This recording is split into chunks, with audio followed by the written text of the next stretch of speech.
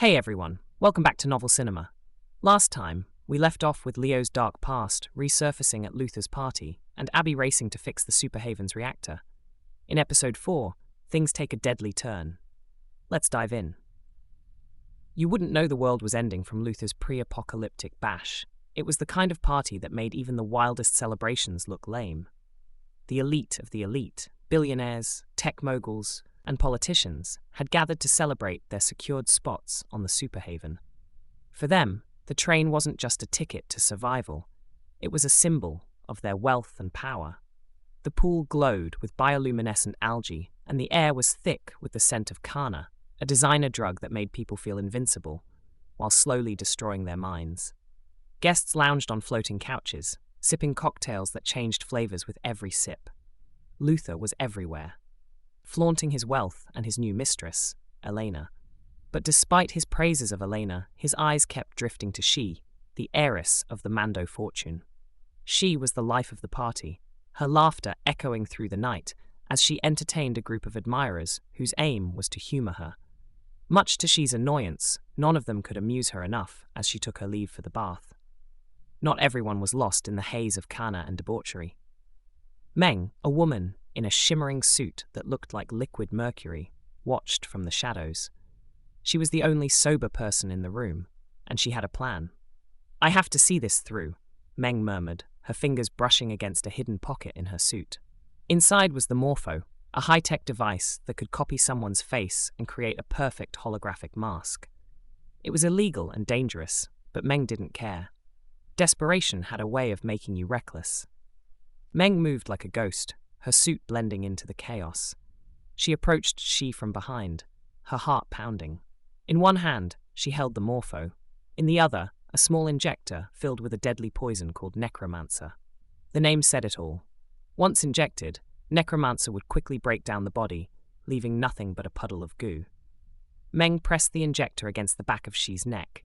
The device hissed softly as it delivered its deadly dose. At the same time, she attached the Morpho to She's neck. The tiny device began scanning her face. She's laughter turned into a choked gasp. Her body stiffened, and for a moment, her eyes met Meng's, filled with shock and betrayal. Her last word was a quiet, "Why?" Then she collapsed, her face hitting the wash basin. Meng didn't wait to see if anyone noticed. She activated the Morpho, watching as it created a perfect copy of She's face. The device beeped, signaling it was done. With a deep breath, Meng slipped the mask over her own face. When she looked in the mirror, it was She who stared back. Meng, now disguised as She, blended into the crowd, her heart racing as she moved through the sea of drunk and distracted guests. No one noticed the real She was gone, her body already starting to break down. But across the room, a man in a sleek blue shirt watched her closely. His eyes were sharp and calculating, as if he could see right through her disguise. He raised his glass toward her, a sly smile on his lips. Meng's blood ran cold. She didn't know who he was, but one thing was clear. Her night was about to get a lot more complicated. As Meng sat among the billionaires, Charles and Luther, she tried to keep her cool. Charles leaned in, whispering, "Abby just told me the Superhaven is almost ready. All we need to do is board it." Before Charles could say more, Luther, visibly drunk and high, joined the conversation. His shirt was open, his words slurred as he spoke. "Functional, you say?" Luther laughed, wiping a line of Kana from his wrist. "Abby, you genius. You're going to be a god in the new world." Speaking of the new world, have you heard what they are calling the ark carrying we the elites through the apocalypse? Meng, intrigued by the sudden change in tone, leaned in. "What, Luther?" With a mischievous smirk, Luther delivered his punchline. "The Noah's Yacht Club," Charles chuckled weakly. "Luther, your humor is as extravagant as your parties. It's a shame we won't have many more nights like this."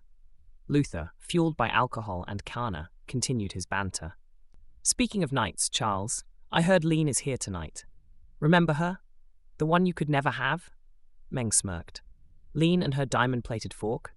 Is she still using that at parties?" Charles laughed. "Easy on her. She's with some guy named Marco now. I saw them earlier, practically eating each other's faces." Luther leaned in, his tone teasing. "I wonder what she had on you to still get a spot on the Haven." Charles was about to respond when chaos erupted. The No-Gos, a group of desperate individuals denied access to the superhaven, stormed the party. Armed with crude weapons, they showed no mercy, targeting the rich and privileged. Panic swept through the room as the No-Gos attacked, stabbing and killing anyone in their path. The ELITES guards fought back, but the bloodshed was overwhelming. The once glamorous party had turned into a nightmare. Charles grabbed his phone, his hands shaking as he called Abby. "We need your help now," he screamed into the phone. And that's it for episode 4. Who is the mysterious man watching Meng? Will the No-Gos succeed in their attack? And what will happen to the superhaven? Let me know your theories in the comments below. Don't forget to like, subscribe, and hit that notification bell so you don't miss episode 5. Until then, keep reading and keep imagining. See you next time.